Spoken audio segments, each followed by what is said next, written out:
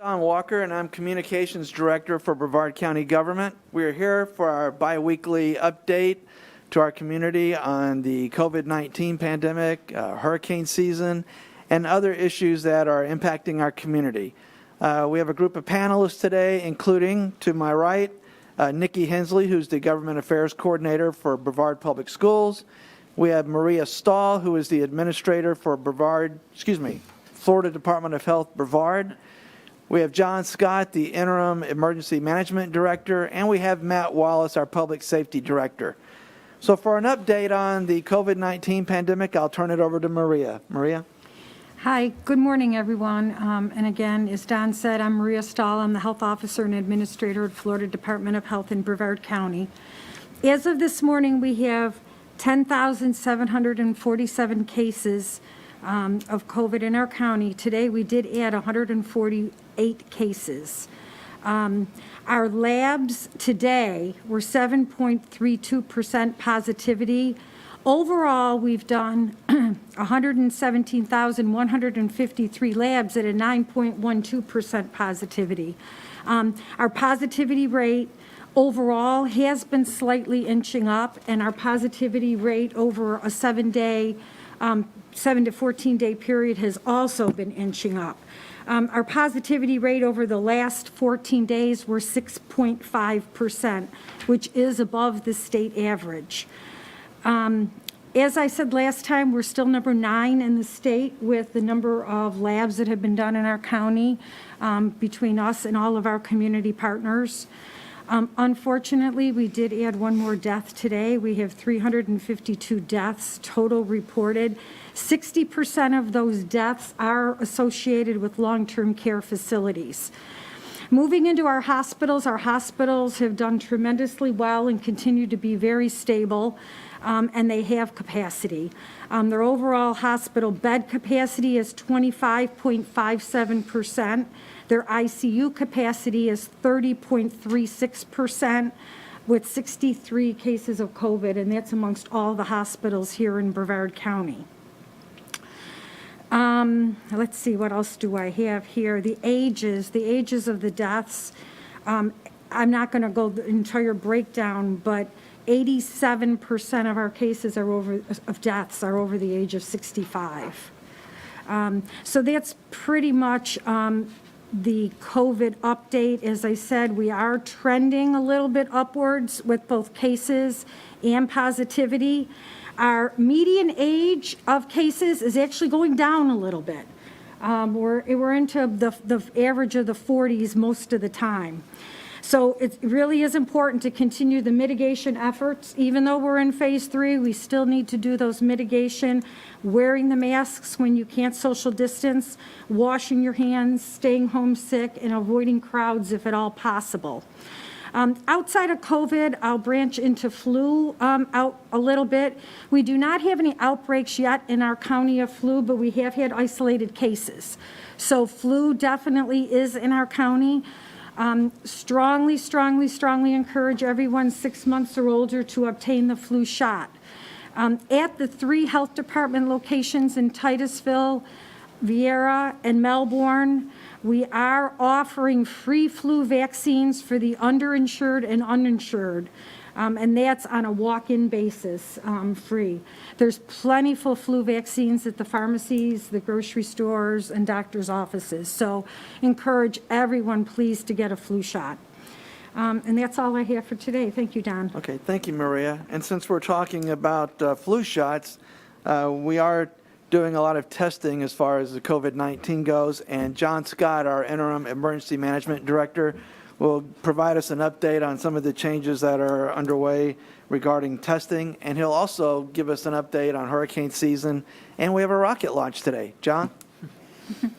Good morning, and thank you, Don. It's a busy day for us. Again, my name is John Scott. I am the Emergency Management Director for the county. Talk about a couple things just to follow on what Maria said. As many of you know, we have a large drive-through testing site at the Palm Bay campus of Eastern Florida State College. That's a partnership between us and the state of Florida and the college, and Both the state and the college have been just tremendous partners. We've been able to do a lot of testing there, and we continue to get very positive feedback from people and their experiences there. So that's all encouraging for us in our community. There are a couple of changes coming to the site that I just wanted to make everyone aware of. None of them large in nature. The first is all ages are now able to be tested there.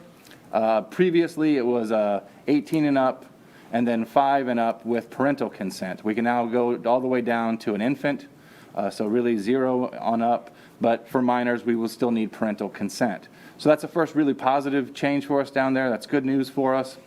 The second thing that's going to be happening for folks that go down there, you will hear they'll asking questions is if you have insurance or not. That's just a yes, no. It's still a free test. There are no changes to any of those things. They're just beginning to collect some of those kinds of information. So don't be worried about that kind of stuff. Again, it's an absolute free test. All of that continues as it goes. And then the third thing is they're going to get some, they're going to be transitioning to rapid tests. It's an antigen test. That should happen by the end of this week, start of next, just depending on when they get all of their supplies in. That will be the primary way to test. The good news with that is you can get your results in about 15 minutes. So you'll take the test, you'll be asked to wait at the site. In about 15 minutes or so, maybe a little longer depending on volume, they'll come over and inform you of the results. I also want to point out that the PCR test, so that's the nasal test, that's the little swab in your nose, that's still available for anyone who wants one. So if you would say, I either don't want the rapid test or I would like both, you can get those things as well. So it's really more of an addition than it is anything else. So we're excited to see where those things are going, but we also wanted to make sure we were getting the word out early to everyone so they would be prepared, because we know that's been a very popular site. Additionally, we're partnering with our friends with the health department to get some mobile testing out into some of our more underserved communities. That'll be happening next weekend. We're finalizing the details now, and we'll put out a press release and notification so everyone knows where that is, and that'll be on all of our social media channels as well as to the times and dates and locations for those. So that's what we got going on with testing. Talk a little bit about hurricane season, because we are still very much in hurricane season. If you've been following the tropics, you've seen in the last couple of days it's woken up a little bit, which is not uncommon for this kind of year. We've been talking all along about October being our second busiest month when it comes to number of storms in Brevard County. We're still watching those. We have Hurricane Epsilon to our northeast. It's going to go by Bermuda yesterday and just actually got downgraded a little bit ago, but now it was a major hurricane, so a big reminder that even though it's what some folks might sort of define as late in the season, you can still absolutely get major hurricanes this late in the season. And we continue to watch areas in the Gulf and the Caribbean for anything that sort of develops. That is this time of year where we see primary development forming. And so we'll watch that and monitor that. And just as we've seen with other storms, Epsilon will give us some waves this weekend and maybe some minor beach erosion. And a lot of the moisture and rain that we're getting right now is also, just from the tropics sort of streaming north. So it's always a big reminder to make sure that every day that we don't have a storm, that you're doing something with you and your family to making sure you're prepared. So going over your plan, adding an item to your disaster supply kit, just checking the Hurricane Center or one of our social media platforms to find out information about what's going on. All of those make us stronger as a community when it comes to preparing for hurricanes. So please continue to do that, and thank you guys for all you have been doing. Don? Did you want to mention the rocket launch? I mean, sure. Yeah, so we do have a rocket launch today. Hopefully the weather will let it go. Scheduled to go just a little after noon today. Our EOC is, of course, activated for that, as we continue to also be activated for COVID. I believe we're at day 229 today for activation. So, All right. Thank you, John. So whether it's COVID-19, hurricane season, rocket launches, or any of the other subjects that we touch on today, since this is a Facebook Live event, if you have questions you would like to ask any of our panelists, feel free to punch those into Facebook Live. And the Brevard County Government's social media specialist, Jessie Ray, is here, and she will pose those questions to our panelists at the end of this event. We're very happy today to have Nikki Hensley with Brevard Public Schools with us today for an update. Nikki? Thank you, Don. Nikki Hensley, Senior Coordinator with Government and Community Relations, Brevard Public Schools. Going to go through our dashboard numbers. These are current as of Monday, and what they include are the totals for our schools and our district offices from Friday through Monday. So we issue the dashboard every Tuesday for Friday through Monday, and then tomorrow there'll be a new dashboard which covers Tuesday, Wednesday, Thursday numbers. So on Monday we came out at 23 cases total. Again, that's from the 16th of October to the 19th of October, affecting 15 schools and facilities, 252 quarantines. Of those quarantines, 189 were contacts to cases in school, whereas 63 of them were contacts to cases identified out of school, in residence, or in the community.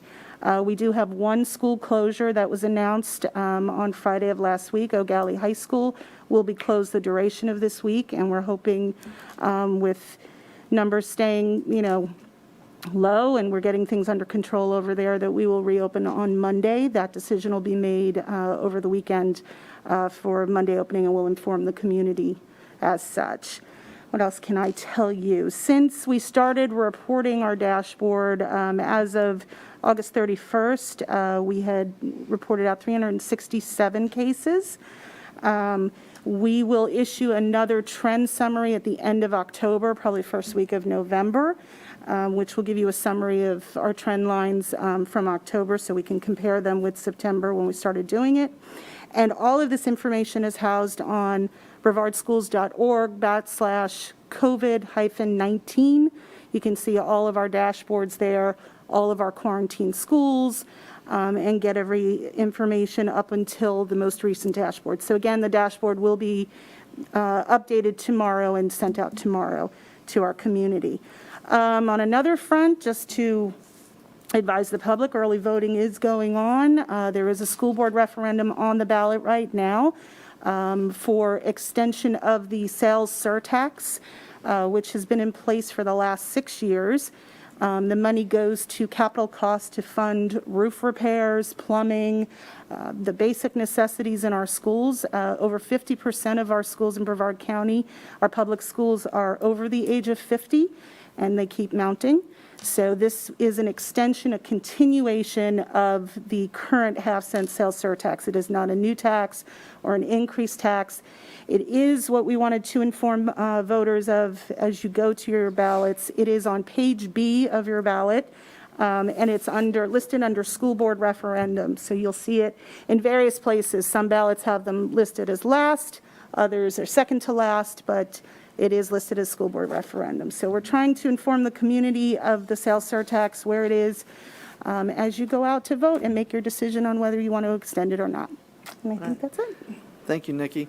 So as I mentioned in other events that we've had on Facebook Live, the county received at the start of this public health emergency $105 million from the U.S. Treasury Department that we've been able to use to help small businesses and nonprofits, as well as individuals throughout our community, get through this crisis. And with an update on where those programs stand, Matt Wallace is here with us today. Matt.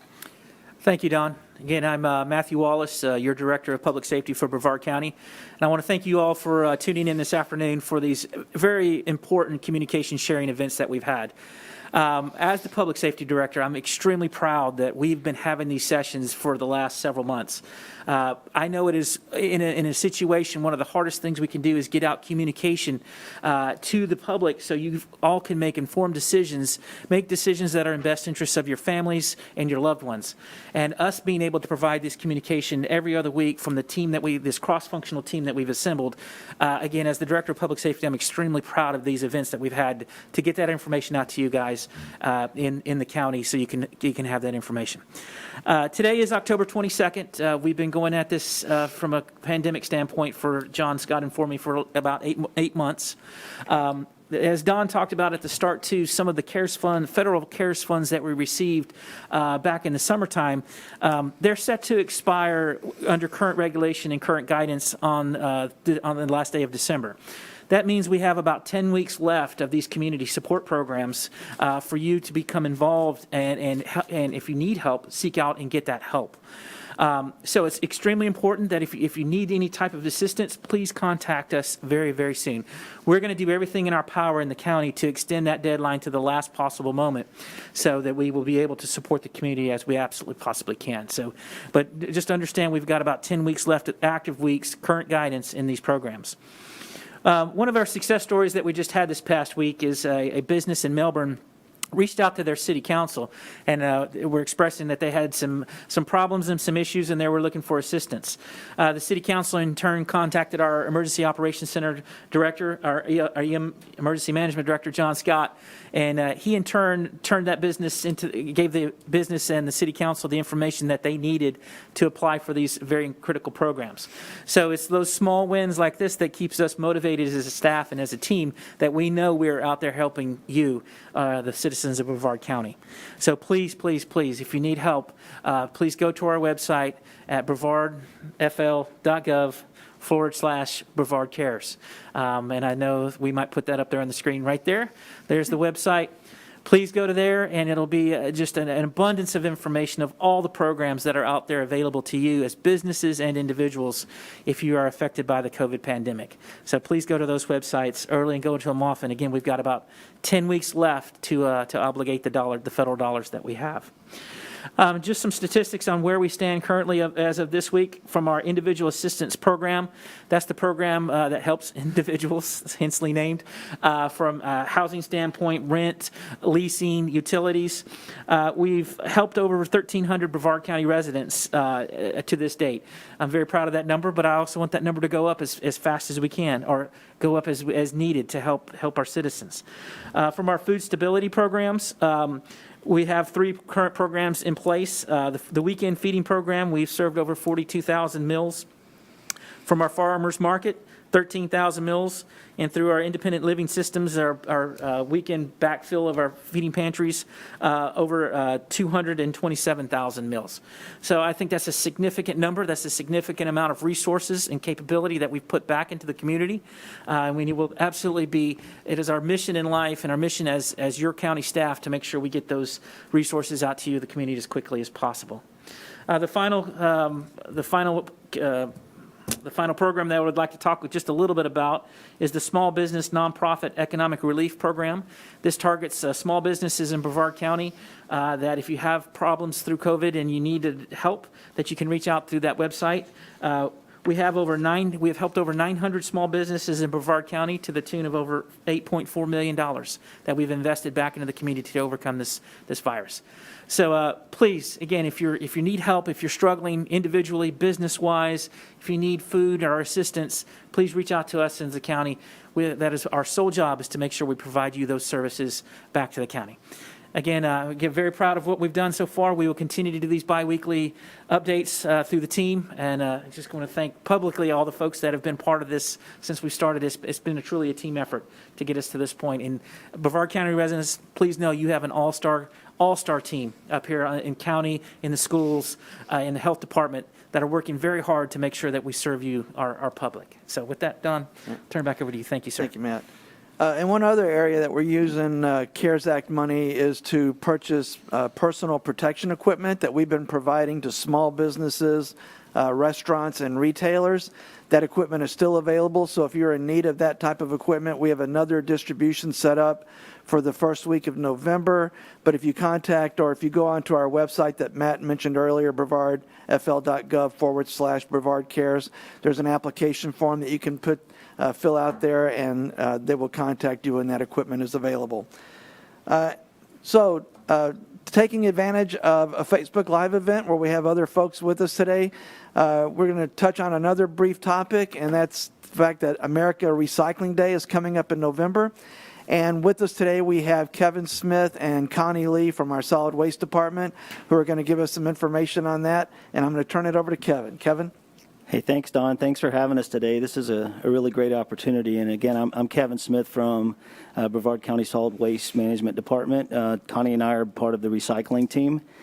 This is a great opportunity for 2 reasons. One, it's an opportunity to share with people America Recycles Day. Not many people know about it. It's not a well-known day. Everybody knows Earth Day, but America Recycles Day has been around since '97, and it's a great opportunity to promote awareness about local recycling. And so we have created a video, and I don't want to say video contest, but we're looking to encourage people to participate in making their own video about recycling here in Brevard County. And so if you want to learn more about the way to recycle, as we say, recycle right here in Brevard County, go to our website, and we'll list that in the video actually, but I'll just go ahead and say it. It's brevardfl.gov/solid waste, and then just go to the recycling page, and you can see some of the advice or tips that we have for recycling. And so what we're encouraging is students, adults, whoever, to make fun videos on how you're doing your part to educate your family. Okay. I'm sure everybody has a story about, my dad does this, my mom does that, we disagree on this, we disagree on that, are these recyclable or not? Well, those are opportunities to make a fun educational video, so we encourage doing that. All right, so I think we've got that video if Logan can show that.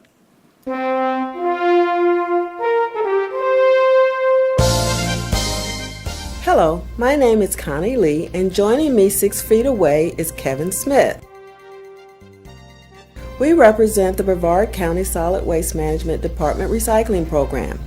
We are here today to tell you about America Recycles Day, or ARD, which will be celebrated this year on November 15th. ARD was started back in 1997 by Kevin Turf and Valerie Davis from the Texas Commission on Environmental Quality. First called Texas Recycle Day, ARD is the day people all around the country celebrate and promote awareness about recycling. This year, one of the big recycling goals here in Brevard County is reducing contamination. Contamination is when someone puts items in the recycling bin that don't belong there, or putting items in that are dirty with liquids or food contamination. Did you know that greasy pizza boxes cannot be recycled here in Brevard County? There are a number of items that are being put in the recycling bin that shouldn't be there. When that happens, these items must be removed and taken by truck to the landfill where they belong. This is expensive and has a negative effect on the value of our recyclables. Does your little brother put dirty peanut butter jars in the recycling bin? Does your dad insist on putting greasy pizza boxes in the recycling bin just because they are cardboard? We need your help resolving this problem. Send us a video of you explaining to your friends and family how to recycle right. Go to our website, www.brevardfl.gov/solid waste, and learn about items that can go in your recycling bin and the ones that need to go in the trash or elsewhere. Create a fun and educational video, upload it to YouTube, then send a link to your masterpiece via email to kevin.smith@brevardfl.gov. If your video makes the cut, we will feature it on our social media platforms for the world to see. This is our way of celebrating America Recycles Day and helping our neighbors become better recyclers. Well, all right. Thank you for that, Kevin and Connie. And now we will turn it over to Jesse Ray for any questions we may have received. And Jesse, the floor is yours. I appreciate it, Don. So yeah, I'm Jessie Ray. I'm the social media specialist for Brevard County and Emergency Management. Just want to do a quick plug of our YouTube channel. I try to do this every time. We had people who often said my friends and family aren't on social media. So if you follow us on YouTube, you don't necessarily have to have a social media account. And that channel is at SCGTV499. So please follow us there. So the questions that we've gotten so far, we've gotten quite a few, so I'm going to try and blaze through those pretty fast. Maria, you mentioned, that the number of COVID cases are kind of trending upward. Somebody said that, we saw a 29% positivity rate on Wednesday. Does that concern you? Well, I can say we did. That is absolutely true. We had slightly over, actually, 29% positivity rate. But if you actually look at the number of labs that actually reported out yesterday, we only had 166 labs that reported out. So it's really important when you look at the positivity rate that you don't look at any given day, because it's only related to the number of labs that report out that day. It's definitely much more valuable to look at a week's trend or a 2-week trend to see what the positivity rate is. And as I said, our positivity rate over 2 weeks was 6.2%, which is inching higher. We were below 5% previously. I would not be alarmed with one day of 29%, as long as the other days compensate. And it's the number of labs, like I said, that report out. The other thing that I'm going to say also is with the number of cases, our number of cases are trending up. Remember when I said we're number 9 in the state with the number of tests being done. So you know the old saying, the more you test, the more you're going to find. And I think that's absolutely true also. Awesome, thank you. Also, Maria, I had another question for you. What would you recommend to voters getting out to polling places with long lines, other than, of course, the basics of wearing face coverings and keeping socially distanced? Are there any other measures that they can take, and how dangerous is it to go to a crowded polling place? Well, what I'll say is definitely the mitigation measures that we've been talking about all along are very important. Washing your hands, wearing a mask, avoiding crowds, and not going if you're sick. As I say that, there are times that are busier than other times. I myself went to vote this week, and there was no line at all, and I went to Vieira Community Center. I know Monday the line was wrapped around the building, but I truly was very, very impressed with everything that was happening at that polling spot. They did have hand sanitizers throughout the facility. They had a card that you put down after you voted so that they would know that's the booth that needed to be cleaned. I felt 100% safe at Vieira Community Center when I went to go. Here again, it's personal responsibility, and it's also, I would advise, try not to go when there's a lot of crowds there. Thank you so much. John, I'm going to direct this one at you. Is the county working on better ways to protect those in the long-term care facilities? When we say better ways to protect, I know that's kind of a generic term. What I would say is we have a very strong partnership with the health department, with our long-term facilities, and with the Association for Healthcare Administration, or AHCA, which is the state agency who is responsible for that. And we work on a bunch of different ways. One of the best ways we can do it is really sort of make sure we have testing available to those facilities, because that really, for that kind of facility, is the best sort of signal, or the canary in the coal mine, if you will. So we work to make sure they have access to that. We work with them to make sure they have PPE, and that if we do begin to see an increase at a facility, we're locked in with the health department on that to make sure that we're mitigating it as early and actively as we can. We know that COVID is, as we've said multiple times, COVID is in our community and is a thing. We just got to make sure that we're prepared to respond appropriately once we know it. And the best way we do that is by identifying it quickly. Awesome.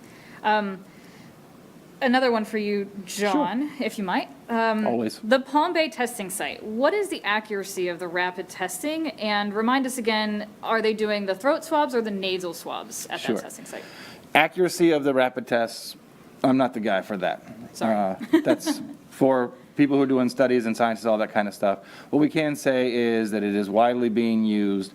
And we also know that again, I touched on the rapid test is great, but you also have the PCR test, which is the nasal test. So not the throat swab, so just a nice little easy around the nose. And it's not what people remember maybe early, where we're way up in your nose, maybe scraping your brain a little bit. It's nice and easy in the front of your nostril on one side and then the other. That's a PCR test is, and Maria said it before, it's the gold standard of that. But the rapid test is just another tool in the toolbox, so that we know, so if you test with the rapid test as positive, you have a strong idea that you need to do that, and then you'll get a PCR test to confirm that. So that we're sort of a two-pronged approach there. I think Maria is going to take the first part of that question. Yeah, I can go on a little bit. John is absolutely right what he said about the rapid test. It's another tool in the toolbox. And it's a quick way to find out if you're positive. The rapid antigen tests are not the same as the viral tests. The rapid antigen test should truly be utilized on symptomatic individuals. They should be used for symptomatic on days 1 through 7 of having symptoms. And that's going to be the best accuracy.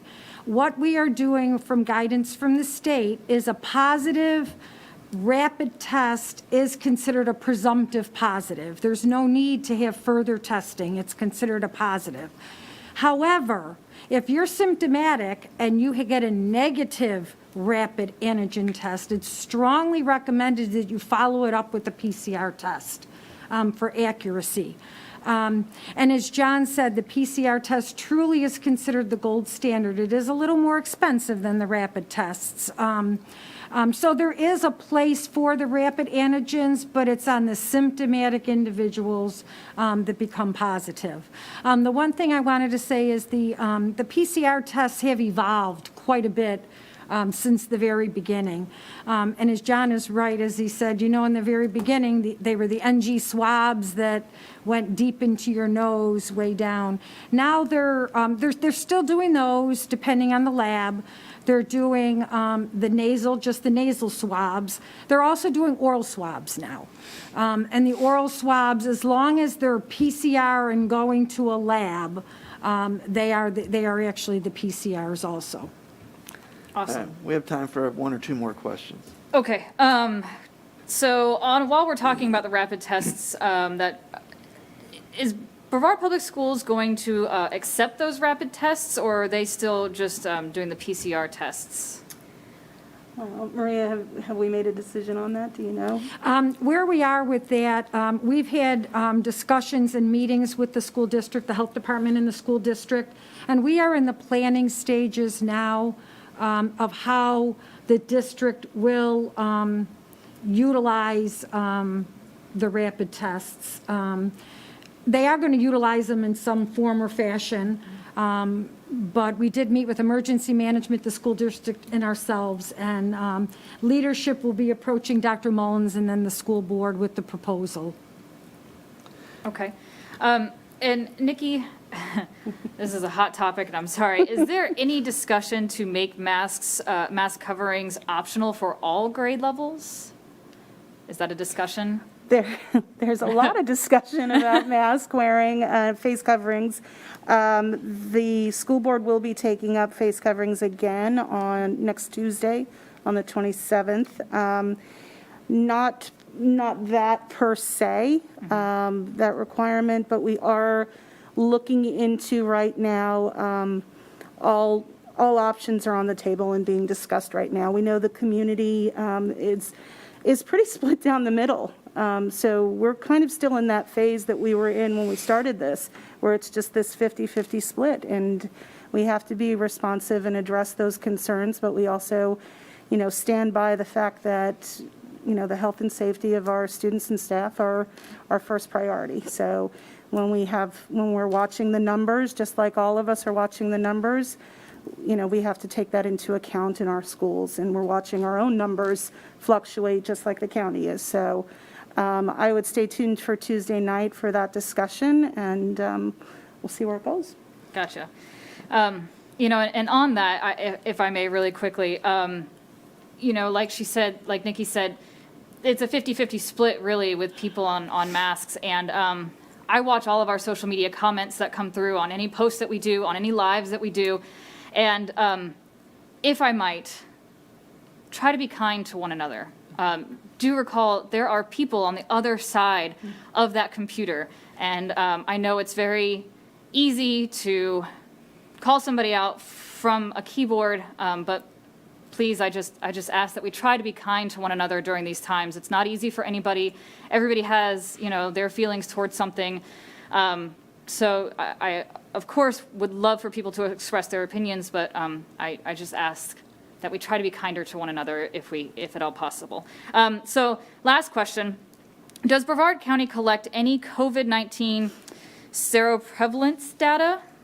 And I'm sorry, I'm not too familiar with that word, but I assume Maria might be. Yeah, that would be the antibody testing. And yes, it is on the state report. It is on the reports. I believe I looked at it yesterday. I can't quote the exact.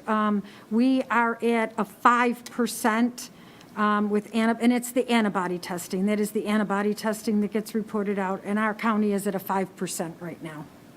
Okay, that's all I have the questions for today, Don. Okay, and so that concludes our program. We'll be back here in 2 weeks from today. And just a reminder to everyone to please get out and vote. Use your right to vote and make your voice heard. Thank you for tuning in.